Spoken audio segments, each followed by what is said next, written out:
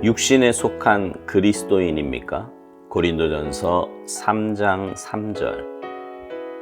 너희는 아직도 육신에 속한 자로다.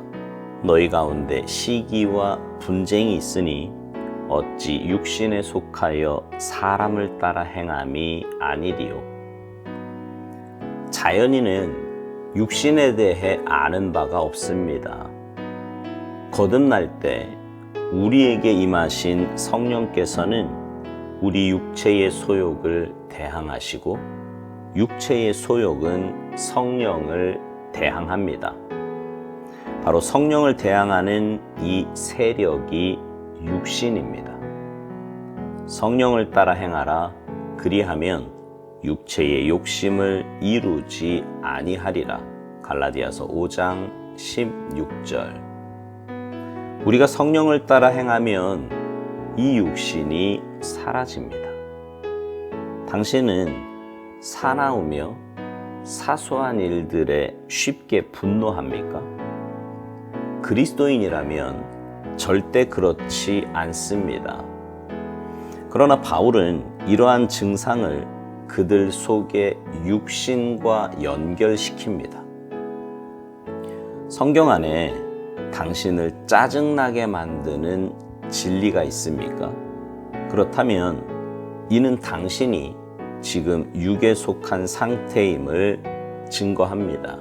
만일 성화하는 과정에 있다면 그러한 마음이 있을 수 없습니다. 만일 성령께서 당신 안에서 뭔가 잘못된 것을 발견하시면 당신에게 그 잘못을 시정하라고 부탁하는 대신 빛을 받아들일 것을 요청하십니다. 주님이 당신의 잘못된 것을 바로 세우시는 것입니다. 이때 빛의 자녀들은 당장 죄를 자백하고 하나님 앞에서 벌거벗은 듯이 서게 됩니다. 그러나 어둠의 자녀들은 변명합니다. 저는 그렇게 할 만한 이유가 있어요. 그 이유를 설명할 수 있어요. 빛이 들어와 자신의 잘못을 책망하면 빛의 자녀답게 죄를 자백하십시오. 그러면 하나님께서 잘못된 부분을 다루실 것입니다. 자신을 변론하려고 한다면 당신은 스스로 어둠의 자녀임을 시인하는 것일 뿐입니다. 육신이 떠났다는 증거는 무엇입니까? 결코 스스로 속지 마십시오. 육신이 떠난 가장 확실한 증거는 실제로 현실 속에서 드러납니다. 하나님께서는 분명히 하나님의 은혜의 놀라운 역사를 통해 당신의 육신이 떠났다는 사실을 스스로 확인할 수 있는 많은 기회를 주실 것입니다. 실질적인 확인이 곧 육신이 제거된 유일한 증거입니다.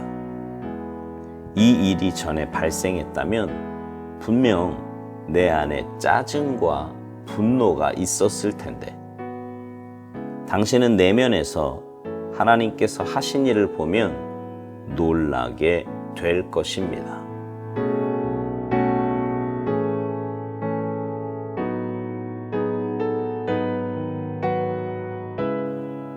우리가 예수님을 믿는 순간 성령님께서 내 안에 들어오십니다. 성령님께서 내 안에 들어오시면 내 안에 있던 육신의 소욕과 충돌이 일어납니다. 쉽게 말해서 내 안에 있는 죄성이 성령님을 대항하게 된다 이 말이에요. 오살도 목사님은 이것에 대해서 이렇게 말을 합니다.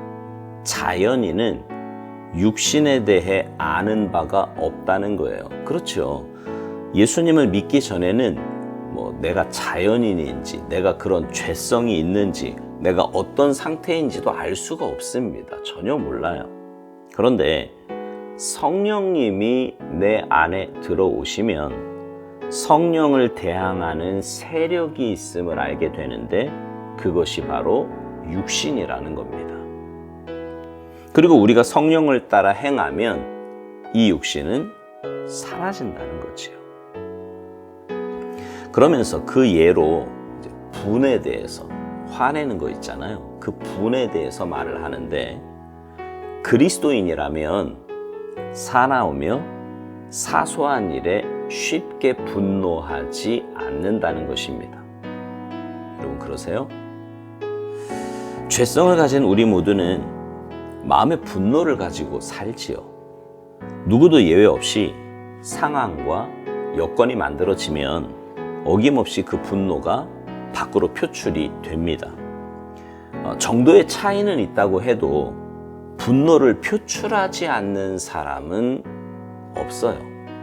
그런데 성령님께서 내 마음에 들어오셔서 내 감정의 주인이 되시면 분노가 생겨도 그것이 그렇게 쉽게 밖으로 표출되지 않습니다. 상대방의 입장에서 보게도 하시고, 이 상황에서 어떻게 하는 것이 하나님 앞에서 사는 삶인지도 생각하게 하시고요. 때로는 분노의 감정 자체도 사그러들게 하시니 예전과 같이 그렇게 쉽게 분을 내거나 자기 감정대로 행동하지 않는다는 것입니다. 여러분도 그렇지 않습니까? 어떠세요? 예전에 비해 이렇게 많이 다스려져 있는 자신의 모습이 보이십니까? 그것이 바로 성령님께서 여러분의 마음과 생각과 감정을 다스리고 계신다는 증거입니다.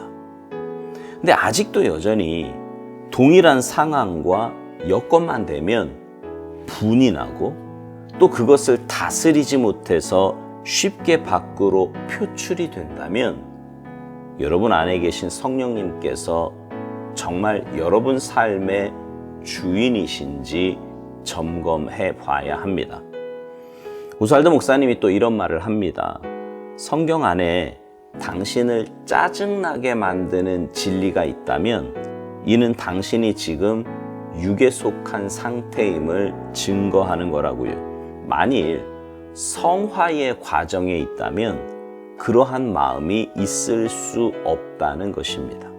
그렇지 않겠습니까? 육에 속한 사람에게 영적인 원리는 힘들고 짜증나는 일일 거예요. 그러나 영에 속한 사람에게는 오히려 육적인 원리가 부담스럽고 힘이 들겠지요. 하나님의 말씀이 은혜가 되고 힘이 되고 또 삶의 원리가 된다면 그것은 내가 영적인 삶을 살고 있다는 증거일 것입니다. 우리 안에 계신 성령님께서 우리가 잘못을 저질렀을 때 어떻게 하시는가에 대해 오스왈드 목사님은 이렇게 말합니다. 성령님께서 잘못을 시정하라고 부탁하는 대신에 빛을 받아들일 것을 요청하신다고요. 주님이 당신의 잘못된 것을 바로 세우시는 것이라고 말합니다. 빛이 들어와 자신의 잘못을 책망하면 빛의 자녀답게 죄를 자백하라고 권면합니다. 그러면 하나님께서 잘못된 부분을 다루실 거라고요. 그러나 어둠의 자녀는 변명으로 일관할 뿐이라는 겁니다. 자신을 변론하려고 한다면 당신은 스스로 어둠의 자녀임을 시인하는 것이 될 뿐이라는 거죠. 여러분은 어떠세요? 하나님 말씀의 지적과 책망 앞에 가슴을 찢고 회개의 자리로 나아가십니까? 아니면 그럴 수밖에 없었다며 이유와 변명을 댄다든지 아니면 말씀 자체를 무시해 버리십니까? 다시 말하지 않아도 내 영적인 상태가 어떠한가는 여러분이 더 잘 아실 겁니다. 오스왈드 목사님은 육신이 떠난 가장 확실한 증거는 실제로 현실 속에서 드러난다고 말합니다. 그러니까 예를 들어 과거에는 분명 짜증과 분노가 있을 만한 그런 일에도 전혀 그렇지 않은 그런 반응을 보이는 자신을 보면서 하나님께서 하신 그 일들에 놀라게 된다는 거지요. 정말 그렇지 않습니까? 동일한 상황에서 하나님의 은혜를 구하며 마음을 다스립니다. 낙심하고 좌절하고 분노할 상황에서도 예전 같으면 이미 그러고도 남았어요. 그런데 오히려 차분하게 하나님의 때를 기다립니다. 하나님의 신실하심을 믿기에 조급해하지도 않아요. 그저 하나님께서 베풀어 주실 은혜를 사모하며 변화된 자신의 모습에 놀라며 감사의 기도를 드리게 됩니다. 이것이 바로 육신을 벗은 영적인 그리스도인의 삶입니다. 사랑하는 성도 여러분, 신앙생활은 삶에서 열매로 나타나게 되어 있습니다. 교회에서 아무리 그럴싸하게 예배드리고 기도하고 봉사해도 삶이 변하지 않으면 아직 육에 속한 그리스도인인 것입니다. 바라기는 여러분 모두가 영에 속한 그리스도인, 성령님의 인도하심에 순종하는 참된 그리스도인이 되기를 소망합니다. 그래서 여러분의 삶의 변화를 통해 여러분 주위에 있는 사람들이 그 은혜를 함께 누리는 아름답고 복된 삶이 되시기를 주님의 이름으로 축복합니다. 아멘.